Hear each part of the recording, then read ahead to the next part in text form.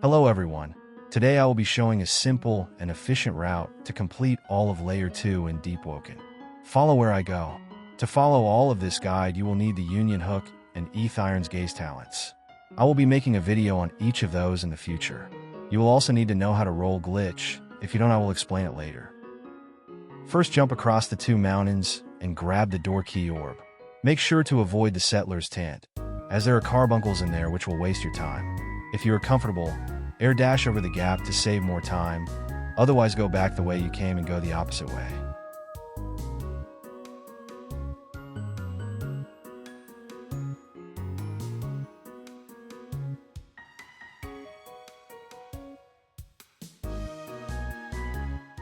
You will then want to interact with the large door and wait for it to open. To save time, climb through the first possible gap while it's falling.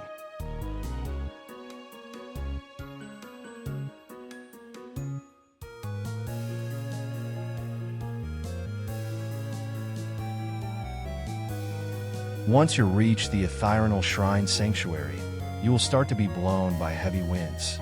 Hold W and walk against the wind to avoid being blown off the bridge. If your screen starts to shake, you are about to get blown away. This will knock you down where the bounders reside, which do massive amounts of damage and, unless on a strong PvE build, can easily kill you. Jump across the gap to save time instead of walking all the way around. Climb up the two ladders, and you will meet a collapse in the bridge. Wait until the wind stops to jump across, or you will fall. If that does happen, do not worry if you are here by Clary's at Castle Light, as the light hook will save you if you get killed. Whenever there is a slope, press Ctrl to slide down it to save time. Now head to the path directly in front of you. This will lead you to a mini-boss which is required to defeat to continue.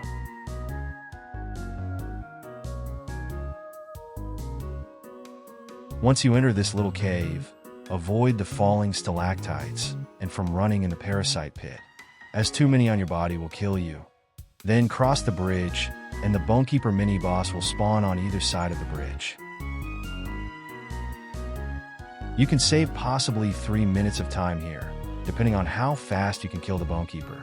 If you have any buffs, use those. The Bonekeeper has 4 main attacks. The first is a punch which can be parried. The other is a grab which needs to be rolled away from. The other 2 moves are a dash, which can be parried or you can run out of the way, and a bone wave, which you will need to jump in the air when you see the Bonekeeper stomp. If you see these little white parasites on your body, do not worry. As long as you aren't taking too much time, then they will not affect you. Head past the Kyrsan and scale the edge of the mountain until you reach the top where the generator is. Interact with it to restart it, and then this will open up the ignition base and allow you to continue. Jump back down and head the way you came until you run into the area with many bridges leading out of it.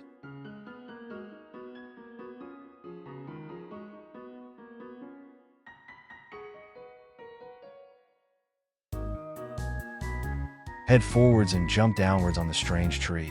Then, continue onwards and past the ignition base.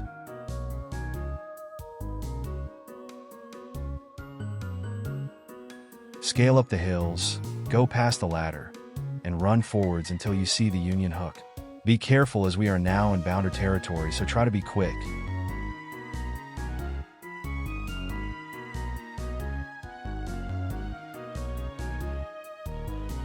We are now in the Firfire cliffs. Watch your step and take a right. We will end up at Firfire.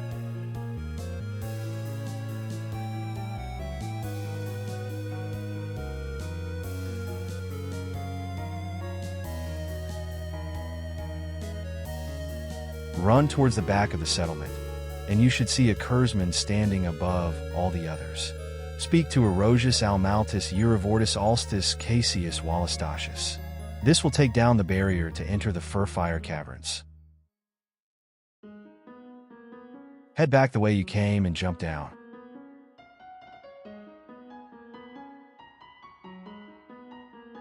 Interact with the lantern to get the parasites off your body. This part can sometimes be overly difficult, as it uses a glitch to get through the door. If you do not have a mantra such as strong left that can break walls, You will have to perform a roll glitch to get through. Simply go into first person, then press roll and jump at the same time. This may take many attempts, but is worth learning and can eventually be mastered. Jump across the gap past the enemies, and you will now be entering the Bounder's Nest.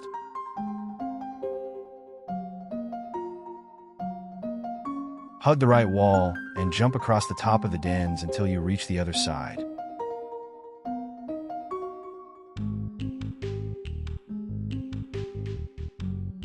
Avoid the bounders and run up the left mountain. Jump across, and then climb up on your left. This is hard to get up if you are new, but is possible with zero agility if you have the air dash.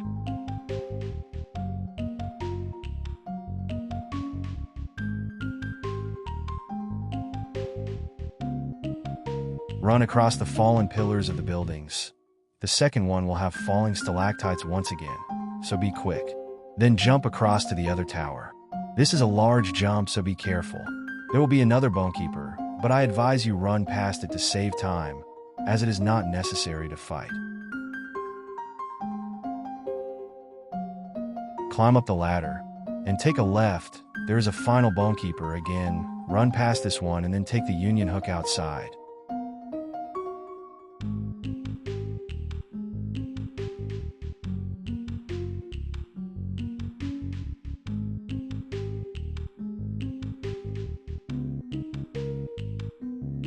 Start climbing up the mountain, then climb up the ladder. You will see a door. This is the next obstacle we will come across. To proceed, you will have to slay Chaser, Scholar of the Crimson Contract. This is an extremely difficult fight for newer players. Chaser has 5 moves in his first phase. The main thing you need to ensure is that you do not panic and stay focused and listen. Each move has a specific sound. Chaser will most likely start with his 3-hit blood move, learn the timing, and parry them in succession. He will almost always follow up with a grab move. Either block or dodge this move, or it will fling you towards him. The next move is a ground eruption. Parry it late. If you are running, it will not land. The easiest attack to avoid is the triple blood wave. Simply jump 3 times to avoid it. Use this time to jump up to the blood jars above you. The last move he has is the stalactite fall. When you hear rumbling, move to the outer edge of the arena and hold block. When Chaser falls to the ground, attack as much as you can. When his health gets down 1.5 bars, the ceiling will fall. Treat it like a stalactite fall, or you will take a huge amount of damage. After this move will not be used again. Keep vigilant, and he will die eventually. Once he dies, he will start doing tiny amounts of damage. He will also use 2 more attacks, one of which will always be the triple blood wave. Stand at this specific spot, and the constant small attacks will not do damage. Once it is all over, you can either go down to the 2nd floor, or escape back to Castle Light with the light hook on the right. Once you jump down, follow where I go. This layer is life or death, as your light hook will soon run out. Our goal is to light up all of the lanterns as well as gather medallions, which can be turned in at Clary's for knowledge, the Dawnwalker Oath, and lots of other endgame loot. There are falling stalactites in the Kyrsan wilds, so watch above you. Light the first lantern, and check to your right to see if there is a pink medallion chest. If there's, go collect them. Do not speak to any NPC, as some are safe, and most are not. Head down the staircases until you reach an incline. We're going to the library.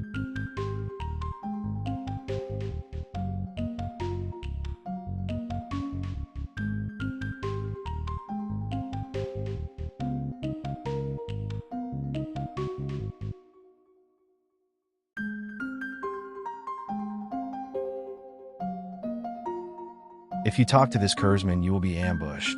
I would not advise.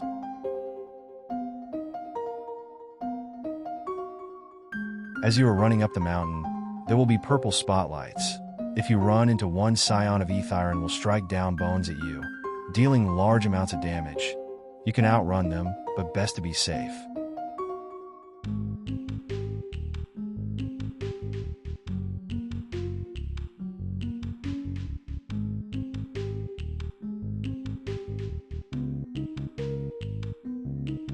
I will demonstrate what happens.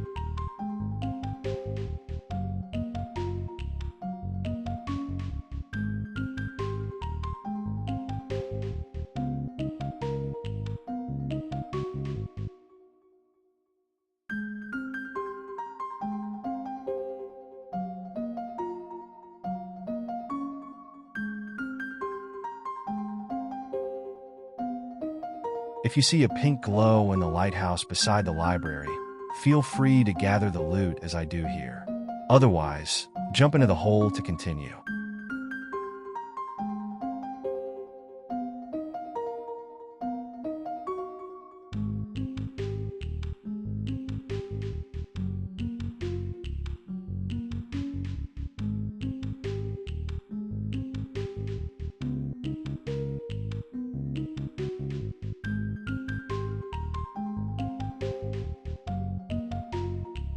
If you do not have the brick wall talent, I do not recommend going into this building. If you want to really risk your life, then when you get stunned, right-click.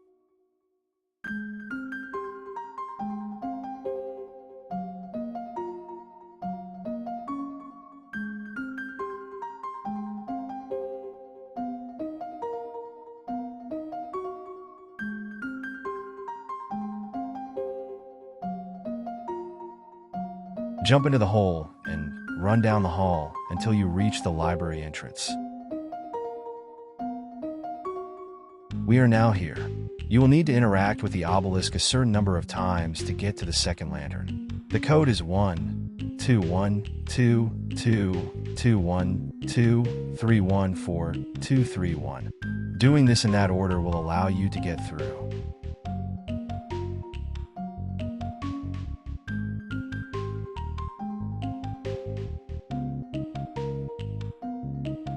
Here is the second lantern.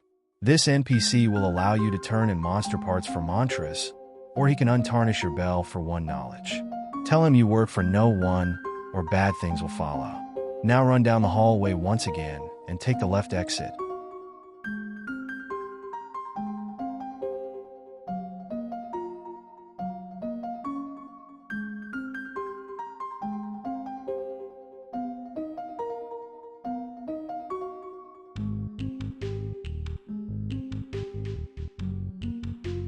Take a right, and keep an eye for medallion chests above on the left. Be careful as many enemies are around and do massive amounts of damage. If there is no chest, take a second right into the tower building. Climb up the ladders, then check each window for a chest. Next, go through the white teleport particles. This will bring us to the third lantern. Interact with the lantern, then go into the white teleport particles. Run out the short end of the alleyway, and take 2 rights until you see a little hole in the ground. Jump into the hole to enter the sunken railways. Run up the staircases.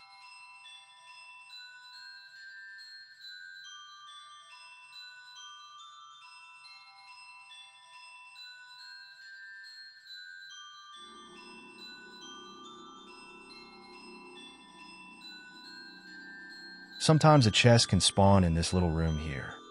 Continue through the railway until you reach the bottom where the railway cars are.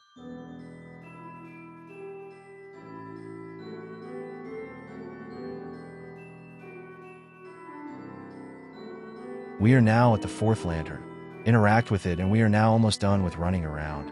There is a chance for a chest to spawn on the right behind the car. It is now time to exit the railway. Run back up the stairs.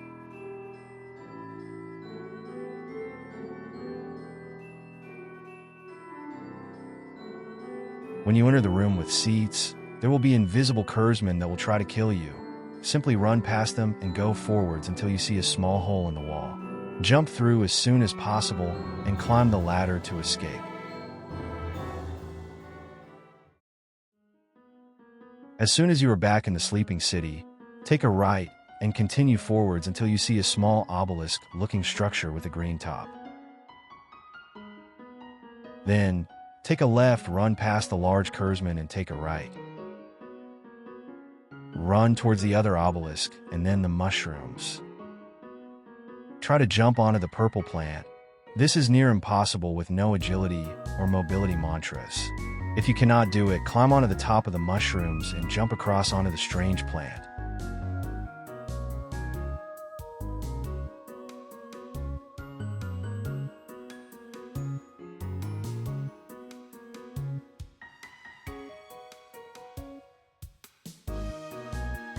Once you reach the top, run forward until you can take a right where the final lantern resides.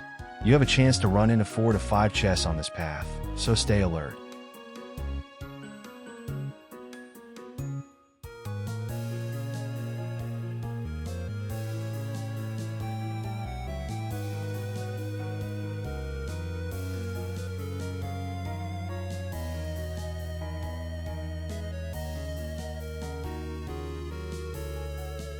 This lantern is surrounded by diver ghosts. Interact with the lantern, then run and get out as fast as you can. There might be a chest here. Do not be afraid to use your vent by pressing G to get them away from you. Run back towards the large stone door and take a right. If they follow you, try to get them to fall off the edge.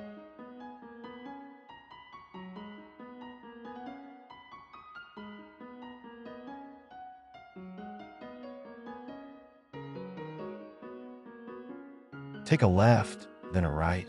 This will take you to Miserable S.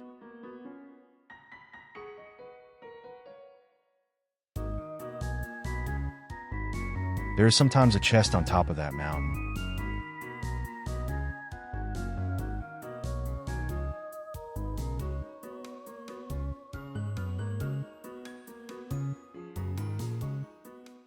Miserable-Ez is a special being who holds the ability to grant you either one wish to speak to Yun Shul for 15 knowledge, which increases by 5 for however many wishes you have at the time, or a 30% damage buff against the final boss of this dungeon, Scion of Ethiron, for 5 medallions. When talking to him, it does not matter what option you choose. The only danger is if you do not have enough medallions. He will not kill you if you lack knowledge.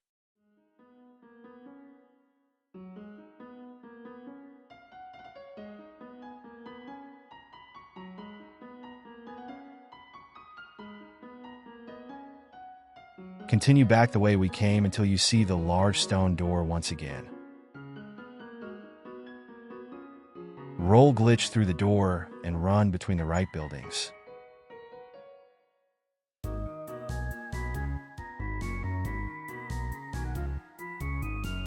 We are now in the middle of the city. Once you see the large red ball, run up the staircase to either building and look around inside. We are checking for medallion chests. They could be anywhere above you, so look closely. Never step foot on the ground of these buildings, as some enemies might be able to attack you.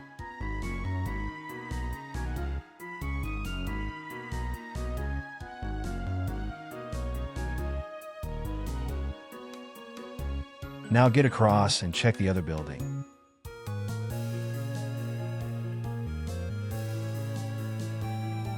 Since I do not see any medallion chests, I will now climb onto the roof.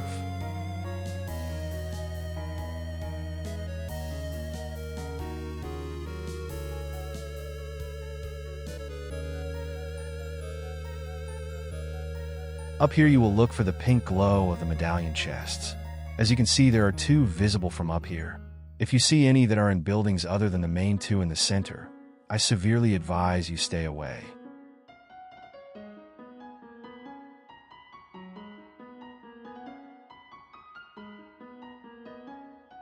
Once you do not see any from the rooftops, check your inventory. Before the final boss, you can obtain a maximum of around 115 medallions. If you are satisfied with the amount you have, jump down and head under the large red ball. You should see a path going beyond the city. This is one of the last steps to this journey, defeating the Scion of Ethiron. Continue forward until you reach the Colosseum.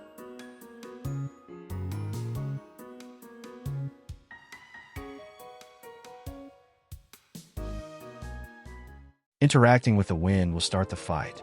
The most important thing is to stay calm. Sometimes this boss will overwhelm you with many things going on at once. Stay focused. I know you can do it. When Ethiron first appears, run to the left. How this boss works is you want to parry the bones he shoots at you, then put them into the sockets. There are 3 floors with 3 sockets on each floor. Once every socket is full, Ethiron will be stunned. This allows you to get close and do massive amounts of damage. He has many menacing attacks. As you can see in this battle, Ethiron started with blinding me. This attack can be dodged if you time it right, though it does not do damage. He then charges up his ultimate move. This is the only attack in this fight that should create any concern. Once you hear the sounds from him charging and stop, ready yourself and dodge right before it lands. You will eventually get the timing mastered for this. It is possible to parry, but I would not recommend unless you have practiced. His next attack is the beam. Simply spam parry when it hits you. He then will also stab bones through the floor. To avoid this, just jump or run out of range. Keep in mind he will use this during other attacks, so be vigilant. You can also hide behind pillars to avoid the bones if you are blinded and don't want to get hit. The last attack Ethiron has at his disposal is the ground slam. When he is about to hit you, parry it, then do as much damage as you can. If you're using a heavy weapon, you can usually attack 3 times before his hand goes away. Feel free to use mantras as well. The Kyrsan in this fight serve as health packs. If you get below 4 bars of health, I recommend killing one of them.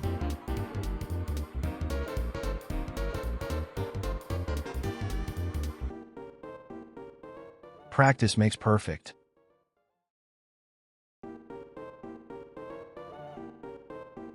Once you put the last bone in on the 3rd floor, jump down to the 2nd floor where his hand is laying.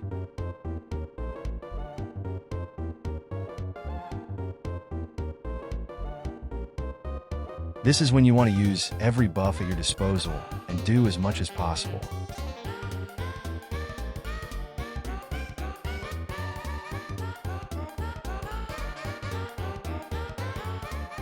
Once Ethiron gets free, 1 bone socket from each floor will be undone. All you need to do is put them back, and he will be stunned once again. I recommend going from 1st floor up again. I am unexperienced in parrying the ultimate attack, but here is an example of how much damage it does, and that it is indeed possible. Keep stunning him and attacking his hands when he slams the ground. He will eventually die and cause the entire city to begin collapsing. Look on the 1st floor for the open doorway and begin running back to the city the way we came. You have a total of 3 minutes before you are exploded.